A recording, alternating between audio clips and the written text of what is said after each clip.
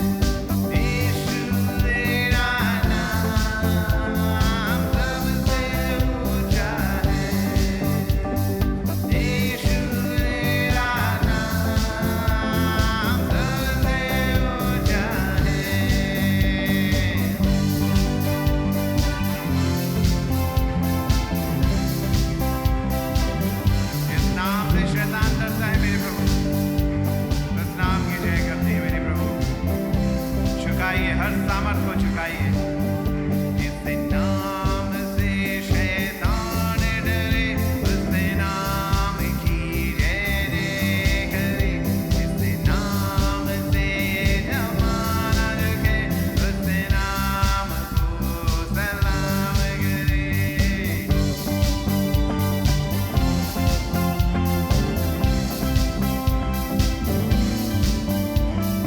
नाम से शैतान डरे, उस नाम की जय जय करे।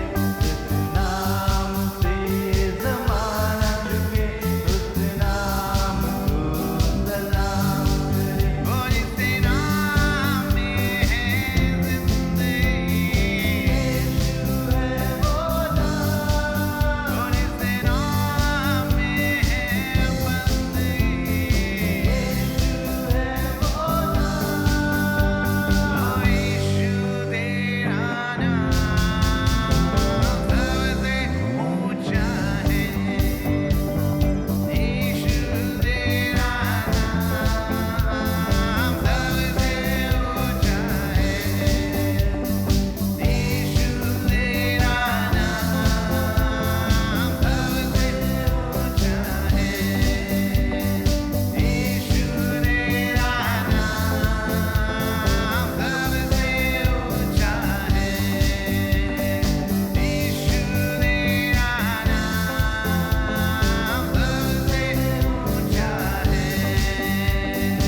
यीशु तेरा नाम वो सबसे ऊंचा। यीशु तेरा नाम सबसे ऊंचा है। बीमारी से, गरीबी से, श्राप से है छुड़ाता।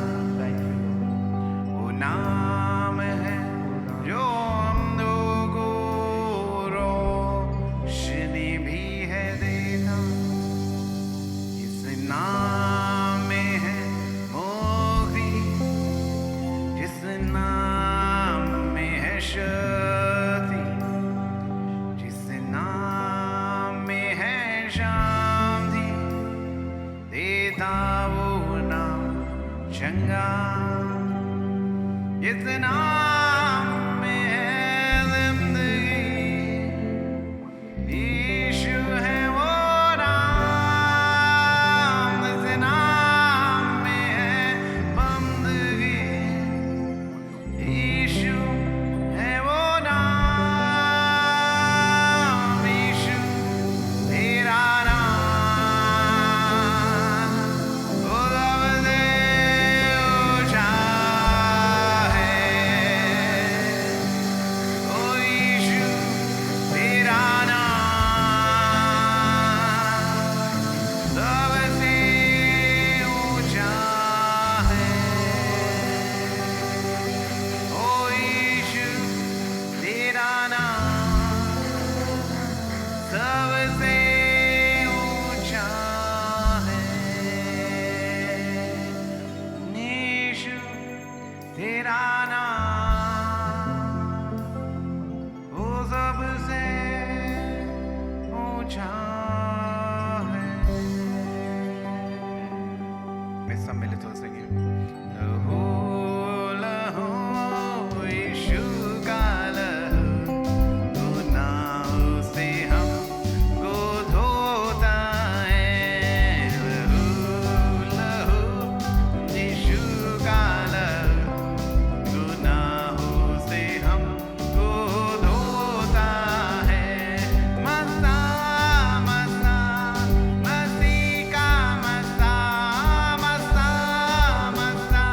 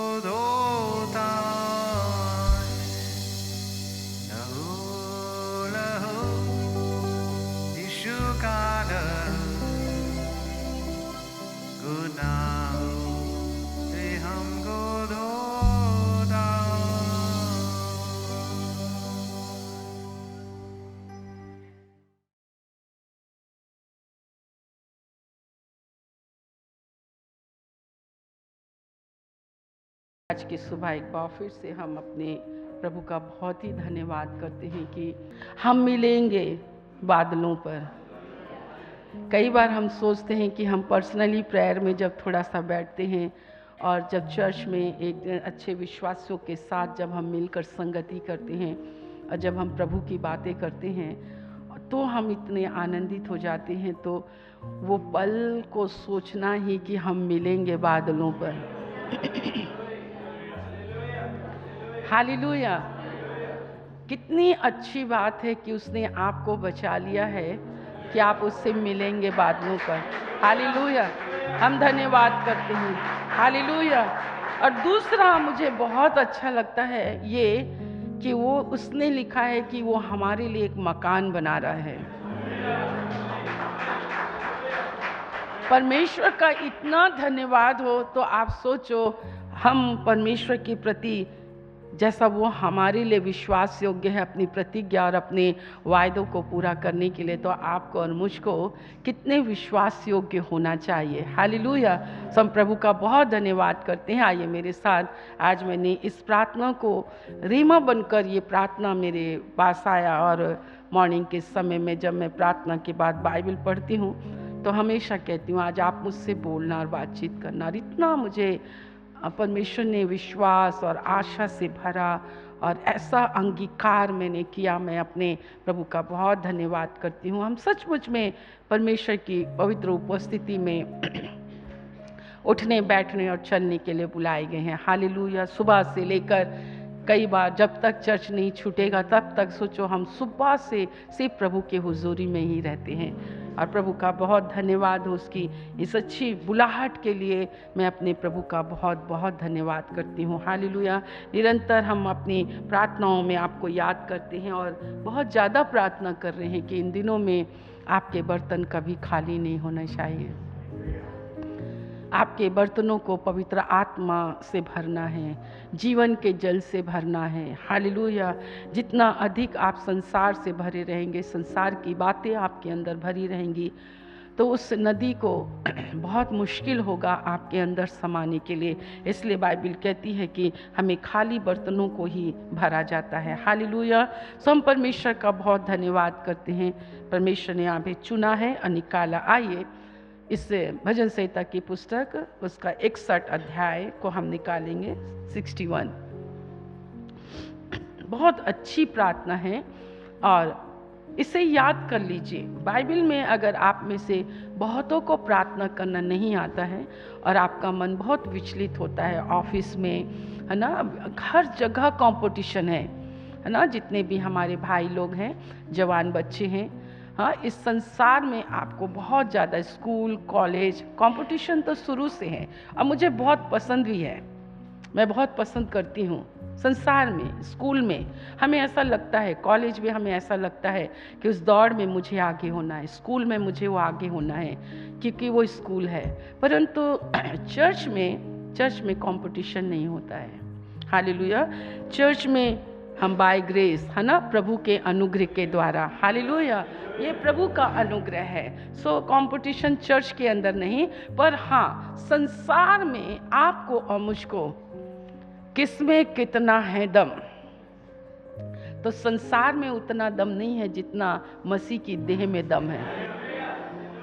हालेलुया! मसीह की देह दमदार, वजनदार, शक्तिशाली, सामर्थी, क्योंकि हम जिसकी उपासना करते हैं वह सामर्थी है, जिसने अपनी सामर्थ से यीशु मसीह को जिलाया।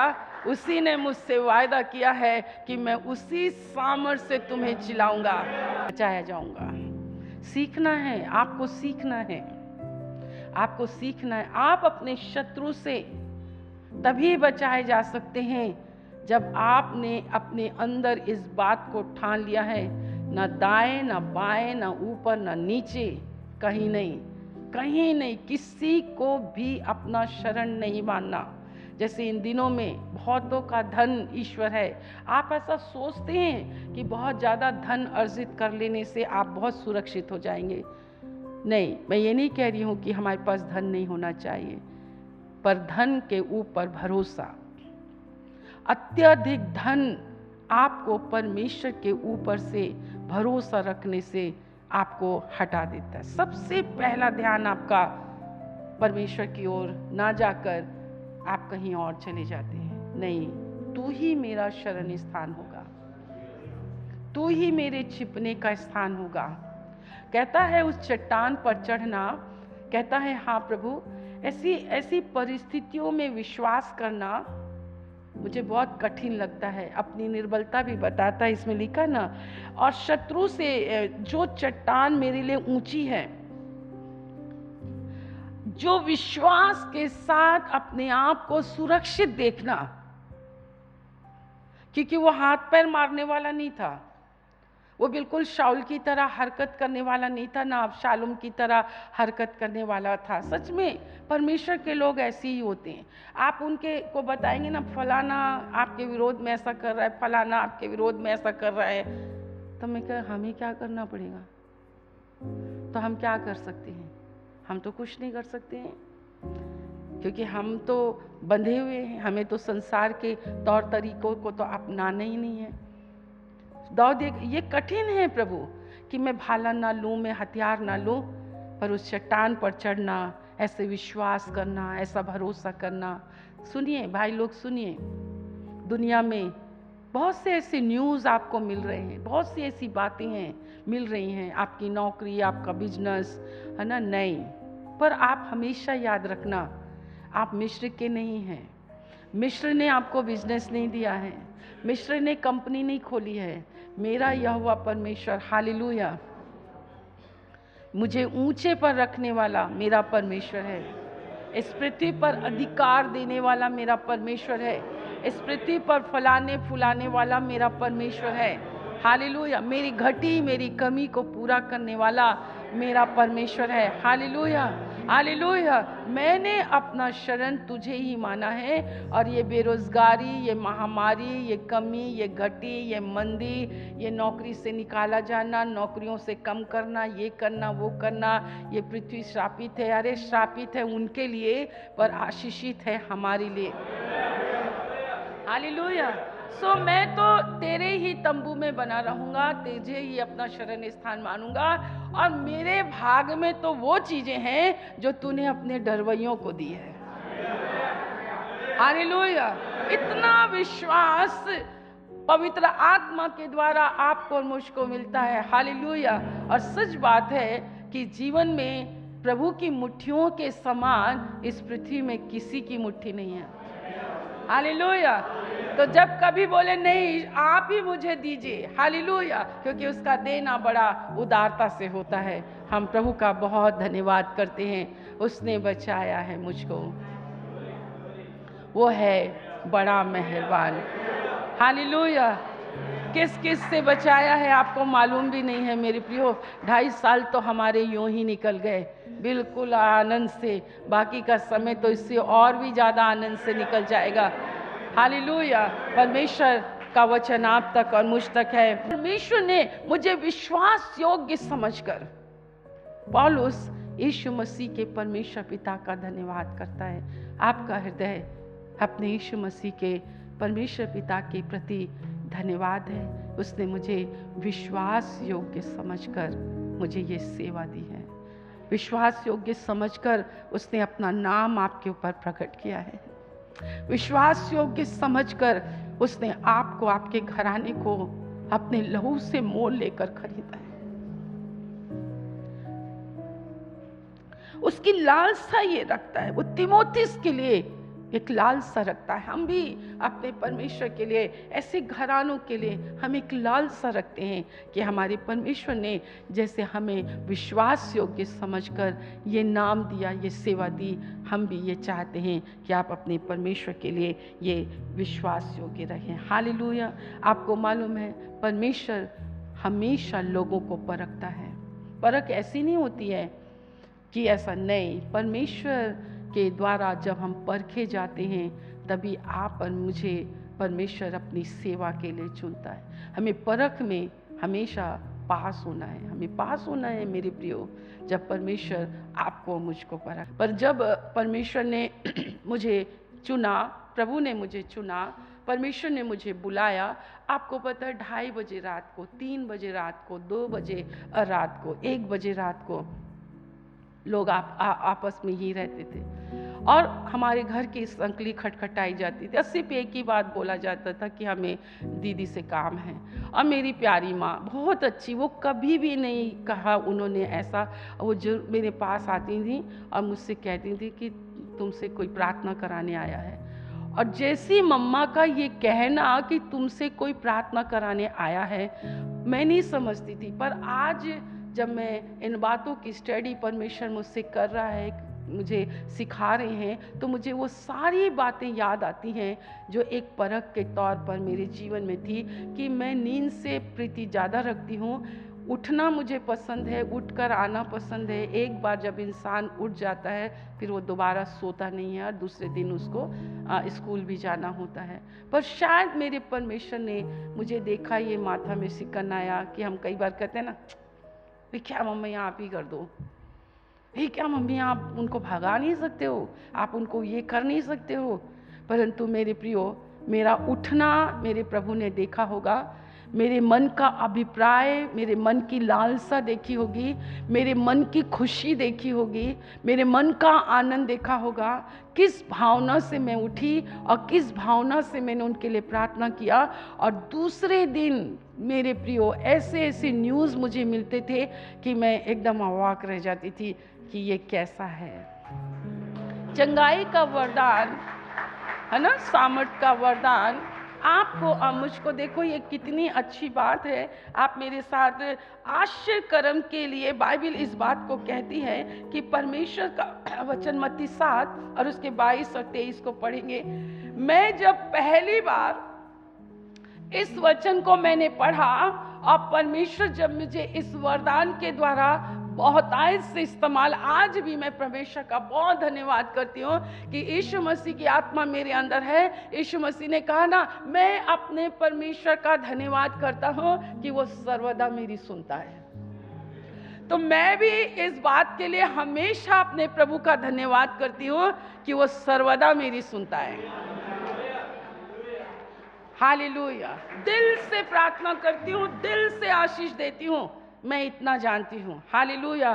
परमेश्वर का मैं बहुत धन्यवाद करती हूँ इस अच्छी लालसा के लिए। आप देखिए कि परमेश्वर आश्चर्य कर्म करने वालों को कैसे परखता है। हाँ, उस दिन बहुत से लोग मुझसे कहेंगे, हाँ, हे प्रभु, हाँ, हे प्रभु, क्या हमने तेरे नाम से भविष्यवाणी नहीं की, हाँ, और तेरे नाम से दुष्ट आत्माओं को नहीं निकाला, हाँ, और तेरे नाम से बहुत से आश्चर्य कर्म नहीं किए? हाँ, तब मैं उनसे खुलकर कह दूंगा, हाँ, मैंने तुमको कभी नहीं जाना।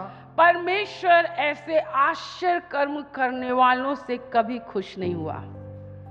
आप सोचो, यीशु ने आपको और मुझको, जितने भी ये आश्चर्य कर्म करने वाले हैं, उनको चेतावनी देते हुए, जब मैं और सारे लोग जब परमेश्वर के अंतिम दिन में न्याय आसन के सामने खड़े होंगे, परमेश्वर उन लोगों को अस्वीकृत कर देगा, उनको इनकार कर देगा, उनको अयोग्य ठहरा देगा जिन्होंने उसके नाम से आश्चर्य कर्म किए थे।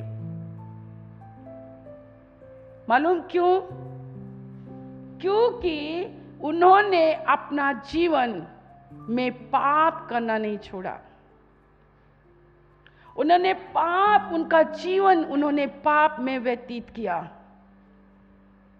चिन्ह चमत्कार, इसलिए परमेश्वर ने कहा अंतिम समय में आप ऐसे चिन्हों और चमत्कारों के पीछे कभी मत भागना। जिस चर्च में वचन सुनने की भूख रहती है, वचन सुनने के लिए भीड़ रहती है, वही चर्च आत्मिक जागृति की ओर बढ़ता है।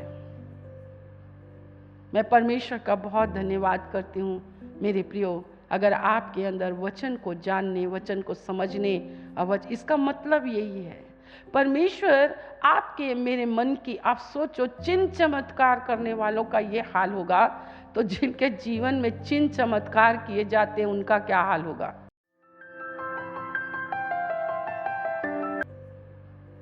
मैं परमेश्वर का बहुत धन्यवाद करती हूँ मेरे प्रियो। अगर आपके अंदर वचन को जानने, वचन को समझने, इसका मतलब यही है, परमेश्वर आपके मेरे मन की, आप सोचो, चिन्ह चमत्कार करने वालों का ये हाल होगा, तो जिनके जीवन में चिन्ह चमत्कार किए जाते हैं उनका क्या हाल होगा। और कहीं प्रभु मेरी भावनाओं को थोड़ा बदल दीजिए, मेरे विचारों को बदल दीजिए। अभी मैंने पढ़ा कि चिन्ह चमत्कार करने वालों को प्रभु कहेगा, हे कुकर्म करने वालों, तुम मेरे सामने से निकल जाओ क्योंकि मैं तुम्हें नहीं जानता। ये कब होगा? जब परमेश्वर के अंतिम न्याय के समय में, जब ये सिंहासन के सामने खड़े होंगे और कहेंगे, हे प्रभु, हमने तेरे नाम से दुष्ट आत्माओं को निकाला, हमने तेरे नाम से ऐसे किए, हमने तेरे नाम से वैसे किए। उन्होंने कहा, मैं तुम्हें नहीं जानता। क्यों? क्योंकि इस पृथ्वी में मैं आया तुझे तेरे पाप से, तेरे पाप के स्वभाव से छुटकारा देने, परंतु तूने इस पृथ्वी पर पापमय काम किए। प्रभु अपने नाम का इनकार कभी नहीं करता। बोलिए, वो अपने नाम का इनकार कभी नहीं करता। वो अपने नाम को महिमावंत करना कभी नहीं छोड़ता, क्योंकि वो हमने यीशु के नाम से कहा, यीशु के नाम से कहा बीमारी घुटने टेक, तो यीशु के नाम से तो बीमारी को घुटने तो टेकना ही है। यीशु के नाम से दुष्ट आत्माओं को निकलना भी है, पर दुष्ट आत्माएं ऐसे वैसों के नाम से नहीं निकलती है। अभी हम शिक्षाओं में बढ़ेंगे तो आपको ये बात मालूम भी होगी। पर उन्होंने इस पृथ्वी में रहते हुए उन्होंने पाप में जीवन व्यतीत किया, उन्होंने पाप नहीं छोड़ा, उन्होंने अपने जीवन को नहीं बदला, उन्होंने अपने स्वभाव को नहीं बदला। मेरे प्रियो, तो जिनके जीवन में आश्चर्य कर्म होते हैं, आप सोचो उनका जीवन उन 9 कोढ़ियों के समान कैसे वो चले गए। परंतु एक कोढ़ी ने देखा कि उसने मेरे साथ कैसे, क्या यीशु मसीह आश्चर्य कर्म नहीं करते थे? यीशु मसीह बहुत बड़े बड़े आश्चर्य कर्म करते थे। यीशु मसीह के साथ भी लोग क्या होते थे? चले जाते थे। पर अंधे व्यक्ति को उसने कहा, जा तेरे पाप क्षमा हुए। उस कोढ़ी से कहा, जा तेरे पाप क्षमा हुए। हम परमेश्वर का धन्यवाद करते हैं। इनका अभिप्राय, इनके दिल की मनसा, इनके हृदय की बातों को परमेश्वर ने देखा कि इन्होंने चंगाई से बढ़कर इन्होंने चंगा करने वाले से प्रेम किया। क्या आप एक चंगाई देने वाले से प्रेम करते हैं? क्या आप एक आशीष के देने वाले से आप प्रेम करते हैं? हम परमेश्वर का बहुत बहुत बहुत धन्यवाद करते हैं। आइए हम यीशु मसीह के बारे में देखें कि वो सब प्रकार से परखा तो गया।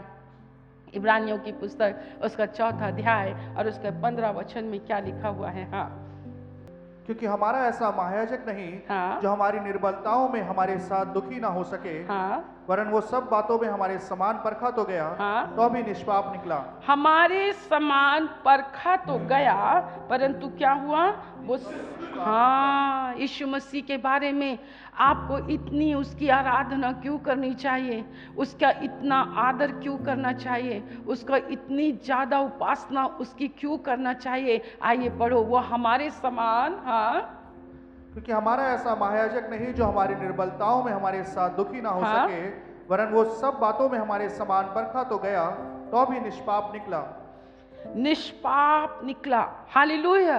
वो निष्पाप निकला किस किस में? उसकी मनोवृत्ति, है ना, हमारी सोच, हमारे विचार, हमारी कल्पनाएं। तो परमेश्वर ने इन चिन्ह चमत्कार करने वालों को क्यों स्वीकार नहीं किया? क्यों स्वीकार नहीं किया? क्योंकि आज देखो, चंगाइयाँ धन इकट्ठा करने का हम हर किसी को ब्लेम नहीं करते हैं, ना मुझे करने का कोई अधिकार है, मुझे किसी को दोष देने का कोई अधिकार नहीं है। परंतु मैंने बाइबल में एक बात मेरे प्रभु ने मुझे सिखाई कि मैंने तुम्हें सेत में दिया है, तुम सेत में पाओ। अगर थोड़े सी भी आपके अंदर के ये विचार, ये मनोभाव, ये जो भी विचार, बातें आपके अंदर मसीह की सेवा करते समय प्रलोभन आता है, लोग मुझे मान दे, लोग मुझे सम्मान दे, लोग मुझे आदर करें, लोग मुझे गिफ्ट दें, लोग मुझे भेंट दें, भेंट देने के नहीं मेरे प्रियो, ऐसे लोग परमेश्वर के द्वारा अस्वीकार कर दिए जाएंगे। ये परमेश्वर की सेवा नहीं है। परमेश्वर यीशु मसीह से क्यों खुश हुआ?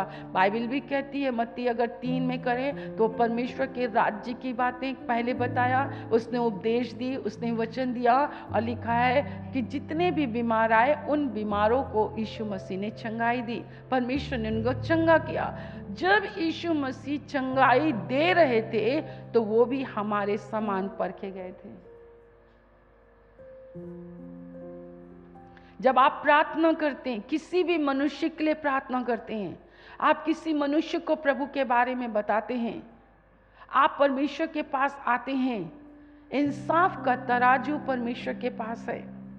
परमेश्वर को जो भेंटें आप और मैं देते हैं, इब्रानी 4:12, आइए अपने परमेश्वर को महिमा के लिए आप अपने लिए भी पढ़ें। पौलुस की मनसा, आज मेरे महान महायाजक मेरे बड़े भाई की मनसा कितनी अच्छी है। आप देखो कितना अच्छा है। मुझे बहुत अच्छा लगा पिछले साल ये वचन रेमा बनकर आया कि अगर तू अपने भाई के विरोध में 7 के 70 गुना भी पाप करे और तू पछता कर उसके पास आए और कहे मैंने तेरे विरोध में पाप किया है, तो वो तुझे क्षमा कर देगा। आज हमारे पास इतना प्यारा भाई है, इतना बड़ा भाई है, आज हमारे पास इतना अच्छा महायाजक है जो हमारे समान परखा गया। हम तो कितने बार हमारे विचार पापमय हो जाते हैं, परंतु उसकी मनोवृत्ति, उसकी भावना, उसकी कल्पना, उसकी गति, उसके कार्य, उसका सब कुछ में वो परखा गया, परंतु परमेश्वर की ओर से वो एक निष्पाप निकला।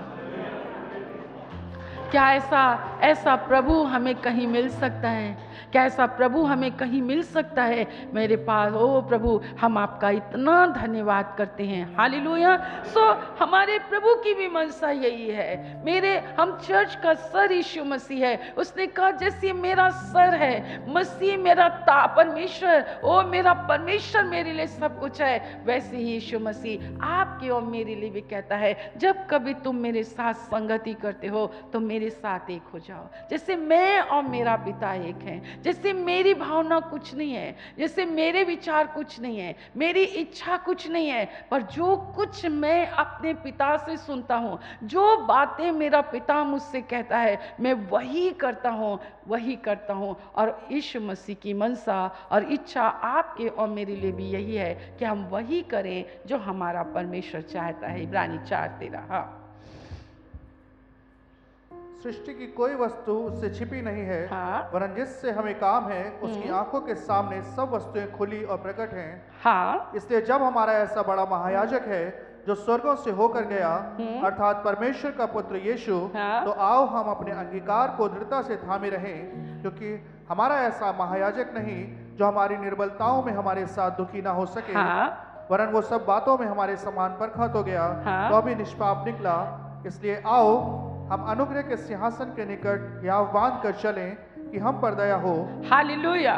जब आप विश्वास योग्य, बोलो, जब मैं विश्वास योग्य होने के लिए परीक्षा में होकर निकलूं, तो ये परख में मुझे क्या होना है? पास होना है। बहुत कुछ आज चर्च में बहुत कुछ होता है, होता रहेगा, परंतु लिखा है इनका होना भी जरूरी है।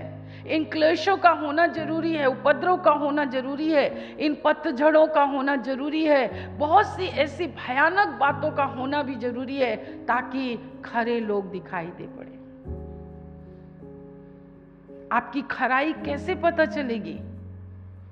जब कलीसिया के ऊपर संकट मंडरा आता है, जब पास्टर के ऊपर संकट आता है, जब पास्टर एक कठिन परिस्थितियों में होकर चलता है, उस समय जब कलीसिया के ऊपर जब ऐसे बहुत सी सहकर्मियों के साथ बहुत सी ऐसी बातें होती हैं, उस वक्त आप परखे जाते हैं, आपके विचार परखे जाते हैं, आपकी बातें परखी जाती हैं, आपका व्यवहार परखा जाता है, आपका खड़ा होना शारीरिक रीति से खड़े होने में नहीं, परमेश्वर आपके अंदर देखता। मैं उन सब से कह दूंगा, पर मनुष्य को उसने बनाया है, इसकी आंखें हैं, वो देखता है, उसके कान हैं, वो सुनता है, वो मेरी मनोवृत्ति को पहचानता है। आज हम जो है इस पीड़ा में इसलिए ही हैं क्योंकि आप परमेश्वर के प्रति जिस दिन विश्वास योग्य हो जाओगे, कलीसिया के लिए विश्वास योग्य हो जाओगे,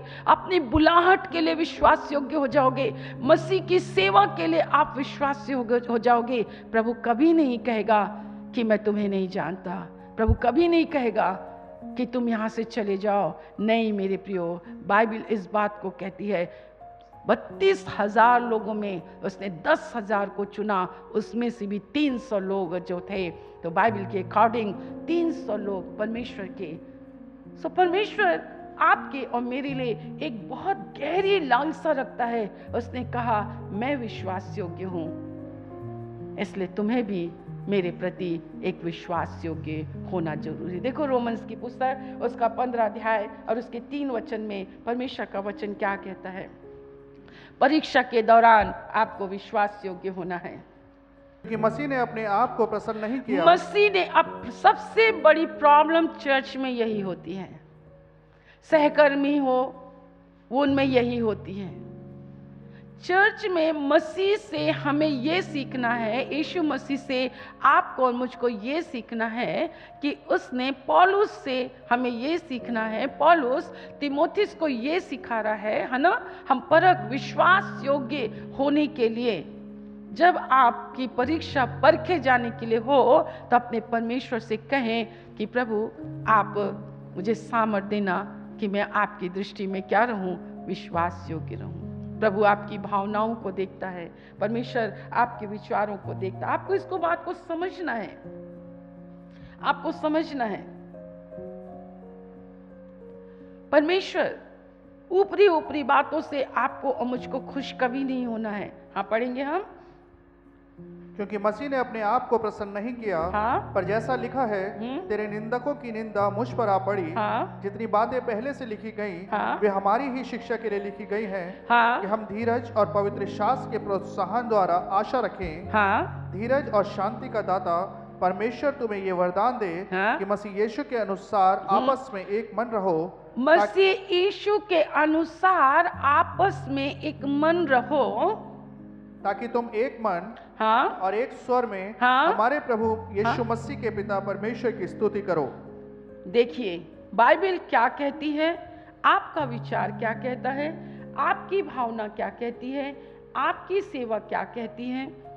हम वेदी पे खड़े होते हैं, हम गीत बजाते हैं, हम जो कुछ भी करते हैं तालमेल ना बैठे, आत्मा के साथ तालमेल ना बैठे, कितनी अच्छी बात है। धीरे से पढ़े, सब जहां पे भी खड़े हैं, क्या आप परमेश्वर की सेवा करने की इच्छा रखते हैं? आपको उसने बचाया, ये उसकी मेहरबानी है, पर उसने आपको क्यों बचाया ये आपको पूछना है। उसने आपको इसलिए बचाया, पौलुस के समान उसने मुझे विश्वास योग्य देखा, इसलिए उसने मुझे अपनी सेवा के लिए चुना। और सेवा क्या है? हाँ, आपको मालूम है, सब लोगों को चेलों ने कहा हमें परमेश्वर की सेवा करना। क्या है परमेश्वर की सेवा? उसने धीमी आवाज से कहा परमेश्वर की सेवा ये है कि जिसे परमेश्वर ने भेजा है उस पर विश्वास करो। चर्च, ये परमेश्वर की सेवा है। परमेश्वर पर विश्वास करना ये परमेश्वर की सेवा है। परमेश्वर पर विश्वास करना, मैं विश्वास करती हूँ मेरा परमेश्वर है, मैं विश्वास करती हूँ ये मेरे परमेश्वर का वचन है, मैं विश्वास करती हूँ कि जिस दाऊद को उसने शत्रु से बचाया वही परमेश्वर मुझे भी शत्रु से बचाएगा। मैं विश्वास करती हूँ कि जब शत्रुओं के बचाए जाने के द्वारा दाऊद ने परमेश्वर को अपना शरण स्थान माना, तो मैं भी अगर अपने परमेश्वर को शरण स्थान मानूंगी तो मेरा परमेश्वर मुझे शत्रु से बचाएगा। कितना वो हमारे समान परखा गया। परमेश्वर बहुतेरों से खुश नहीं है। और यहाँ रोमन्स में परमेश्वर के पुत्र ने कहा उसने अपने आप को खुश नहीं किया। नए साल में आपको और मुझको हमारी इबादत में बहुत परिवर्तन आना चाहिए, मेरे प्रचार में परिवर्तन आना चाहिए, शिक्षाओं में परिवर्तन आना चाहिए, हमारी प्रार्थनाओं में बदलाव आना चाहिए, मसीह के पास आने में हमारा बदलाव होना चाहिए। क्यों परमेश्वर ने उन चिन्ह चमत्कार करने वालों को अस्वीकृत कर दिया? क्योंकि परमेश्वर ने उन्हें जांचा, परमेश्वर उन्हें परखा, परमेश्वर ने उनके कामों को देखा। उन्होंने ये देखा कि इनके विचार, इनकी भावनाएं टोटली संसारिक हैं। हम में से कई लोग, मैं किसी को नहीं, खुदा बाप आप मुझे ऐसे गुनाह से बचा के रखना, नहीं, 2 वक्त की रोटी हम कमा के खा सकते हैं, पर ये नहीं कि हम संसार में फेलियर हो गए, हम संसार में किसी काम के नहीं रह गए, तो आओ हम मिनिस्ट्री केवल इसलिए करें मान सम्मान धन कमाने के लिए नहीं। भक्ति, मैंने वचन में पढ़ा है, भक्ति कमाई का द्वार नहीं है। और थैंक गॉड प्रभु ने मुझे सिखाया कि भक्ति जो है वो कमाई का द्वार नहीं है। भक्ति कमाई का द्वार नहीं। हम कई बार भक्ति के अर्थ को भी नहीं समझते हैं। प्रार्थना का मतलब हम रात और दिन अपने परमेश्वर से मांगते रहते हैं। प्रार्थना सिर्फ मांगना है। आज हम परमेश्वर का धन्यवाद करते हैं, भोर को उठते हैं, 5 से 6 कब बच जाता है, 6 से भी तो थोड़ा मेरा समय बहुत डिवाइड सा हो गया है, थोड़ी झुंझलाहट सी भी आती है, पर मैं कहती नहीं प्रभु कोई बात नहीं। अगर किसी के ये भी तो एक आराधना है। कितनी अच्छी बात चर्च को सिखाई गई कि हम जो कुछ करते हैं वो प्रभु की आराधना है। जो कुछ करते, पर लोग करते कुछ नहीं है, उनको स्टेज चाहिए, उनको स्टेज चाहिए, उनको मान चाहिए, उनको सम्मान चाहिए। लेकिन उसने अपने आप को खुश नहीं किया, उसने अपने आप को कोई खुश नहीं किया। हमें इतनी अच्छी शिक्षा मिली कि उसने जो कुछ तुम प्रभु के लिए करते हो एक आराधना है। तो मैंने कहा प्रभु मैं जो कुछ कर रही हूँ ये तो एक आराधना है प्रभु।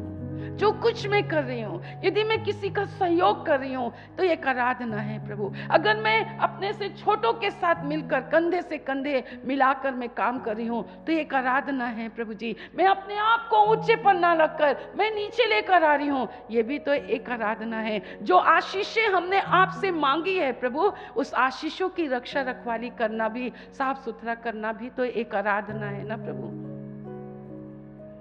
एक आराधना है, एक आराधना है। भक्ति का यही तो मतलब होता है कि जब हम अपने प्रभु के पास आ रहे हैं तब तो मांगने के लिए कुछ भी नहीं है, सिर्फ ये कहते हैं ओ प्रभु हम आपका धन्यवाद करते हैं, मैं तो आपका बहुत धन्यवाद करती। तूने आत्मा दिया, तूने जीवन दिया, तूने लाल समुद्र को 2 भाग किया प्रभु, तूने आज तक मुझे संभाल कर रखा, वो तूने मेरे नाम को जीवन की पुस्तक में लिखा। धन्यवाद एक ऐसे बड़े भाई के लिए। मैं तो 50 बार गलती कर देती हूँ प्रभु, 50 बार आती हूँ, ओ प्रभु मुझसे गलती हो गई, ओ मैंने ऐसे सोच लिया, ओ पवित्र आत्मा मैंने ऐसे सोच लिया, मुझे क्षमा कर दो। आप कितने अच्छे परमेश्वर हैं, कहते जा मैंने तुझे क्षमा कर दिया। परमेश्वर का धन्यवाद हम करते हैं।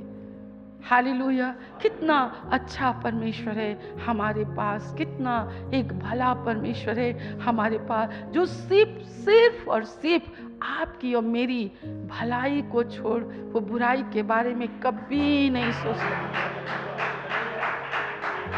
कभी नहीं सोचता, कभी नहीं सोचता। हालेलुया। हम बैठेंगे, इस वचन को हम पढ़ें। हाँ, क्योंकि मसीह ने अपने आप को प्रसन्न नहीं किया, हाँ, पर जैसा लिखा है तेरे निंदकों की निंदा मुझ पर आ पड़ी। हाँ, जितनी बातें पहले से लिखी गई वे हमारी ही शिक्षा के लिए लिखी गई हैं, हाँ, कि हम धीरज और पवित्र शास्त्र के प्रोत्साहन द्वारा आशा रखें। हाँ, धीरज और शांति का दाता हाँ, परमेश्वर तुम्हें ये वरदान दे कि मसीह यीशु के अनुसार आपस में एक मन रहो, ताकि तुम एक मन और एक स्वर में हमारे प्रभु यीशु मसीह के पिता परमेश्वर की स्तुति करो। हालेलुया। अब आइए आज की सुबह हम पौलुस और यीशु मसीह, पौलुस कहता मैं अपने यीशु मसीह के परमेश्वर पिता का धन्यवाद करता हूँ। उसने कभी नहीं कहा मैं परमेश्वर का, वो पहले परमेश्वर वाला था, परंतु अब वो यीशु मसीह के द्वारा परमेश्वर पिता की संतान बना। तो उसने कहा, हमेशा उसकी पत्री में आप पढ़ो, उसने कहा मैं अपने यीशु मसीह के परमेश्वर पिता का धन्यवाद करता हूँ जिसने मुझे स्वर्गीय स्थानों में बैठाया और वहाँ पर उसने मुझे सब प्रकार की स्वर्गीय आशीषें दी। और वो स्वर्गीय आशीषों में ये भी है कि मेरे परमेश्वर ने तीमुथियुस मुझे विश्वास योग्य पाकर मुझे अपनी सेवा के लिए चुना। मैं भी यही चाहता हूँ, जो विश्वास की धरोहर एक पास्टर अपना जीवन आपके अंदर उंडेलता है, जो उसने प्रभु से पाया है ना, वो आपके अंदर उंडेलता है, वो उंडेलता है। जो सच्चाई उसने पाई है वो आपके अंदर उंडेलता है। परमेश्वर के द्वारा जो चुने गए लोग होते हैं, हम प्रभु का, यहाँ पर यीशु मसीह भी परखा गया, उसकी भी परीक्षाएं हुई।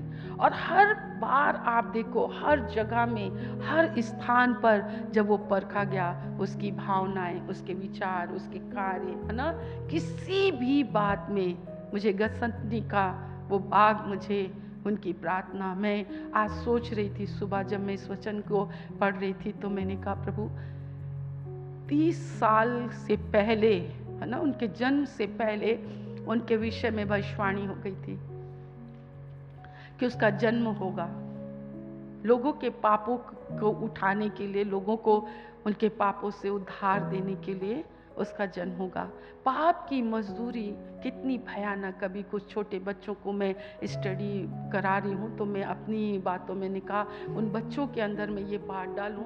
और प्रभु ने मुझे एक बात सिखाया जो मैं फ्राइडे के दिन भी बोली, कि पाप इतना भयानक था। जब आदम के अंदर परमेश्वर ने अपनी श्वास को फूका, है ना, तो उसके अंदर परमेश्वर ने अपने आप को उंडेला। परमेश्वर ने आदम के अंदर, यूं कह लीजिए आपकी अच्छी आपको समझने के लिए, कि परमेश्वर आदम के अंदर समा गया। मतलब आदम का स्वभाव, आदम का चरित्र, आदम की कल्पना, आदम की भावनाएं, प्रवृत्ति, जो कुछ भी आदम के पास था वो प्रभु ही था। एक भला प्रभु, एक भली आत्मा, एक ईश्वरी गुण, एक ईश्वरी प्रकाश, वो उसने आदम के अंदर उंडेला। पर जैसे ही आदम ने आज्ञा का उल्लंघन किया, एक भारी अंधकार और दुष्टात्मा और अंधकार की शक्तियों ने आदम के अंदर प्रवेश कर दिया। सेम यही चीजें आपके और मेरे अंदर होती हैं मेरे प्रियो। जैसे आप इस वचन में आप आगे जाएंगे, आप पाप को बिल्कुल हल्का सा न लेना, आप परमेश्वर को शोकित करना हल्का सा न लेना, आज्ञा का उल्लंघन आप हल्का सा न लेना। इस तरह से अंधकार आपके अंदर समाता है ना, कि आपको अपने विचारों से घृणा हो जाएगी, आपको अपनी भावनाओं से घृणा हो जाएगी, आपको अपनी प्रवृत्ति से घृणा हो जाएगी। क्योंकि जब ईश्वरी हट जाता है तो नाना प्रकार की अंधकार की सामर्थ जो है वो लोगों के अंदर समा जाती है। और 33 साल तक प्रभु यीशु मसीह जब तक वो क्रूस पर चढ़ाए नहीं गए, उनके दिमाग, उनके विचार, उनके कानों में बार बार पवित्र आत्मा के द्वारा उनका पिता ये शिक्षा देता रहा, तेरे साथ ऐसा होगा, तेरे साथ ऐसा होगा। वो परखा गया, हमारी निर्बलताएं को उसने लिया, वो परखा रहा। तब ही बाइबल मेरे महान महायाजक के विषय में ये कहती है, वो निष्पाप निकला, वो निष्पाप निकला। वो आपकी मेरी सहायता के लिए है, आपके मेरे मदद के लिए है, आपके और मेरे को ऊंचे पर उठाने के लिए है मेरे प्रियो। उसकी भावनाओं को परखा गया, उसके विचारों को परखा गया, उसकी सेवा को परखा गया, उसके कार्यों को परखा गया। और हर बात में परमेश्वर ने, यीशु मसीह ने कहा, मेरी नहीं तेरी इच्छा पूरी, मेरी नहीं तेरी इच्छा पूरी हो। आइए आज की सभा को हम ऐसे ही खत्म करें, प्रभु मेरी नहीं तेरी इच्छा पूरी हो, मेरी नहीं प्रभु तेरी इच्छा पूरी हो। उसने अपने आप को खुश नहीं किया, पौलुस ने अपने आप को खुश नहीं किया। ओ तीमुथियुस को सिखाया जा रहा है, चर्च, परमेश्वर की आत्मा आपको सिखा रहा है कि हमें अपने आप को खुश नहीं करना है। आओ हम अपने परमेश्वर को खुश करें। हो प्रभु, हम आपका धन्यवाद करते हैं।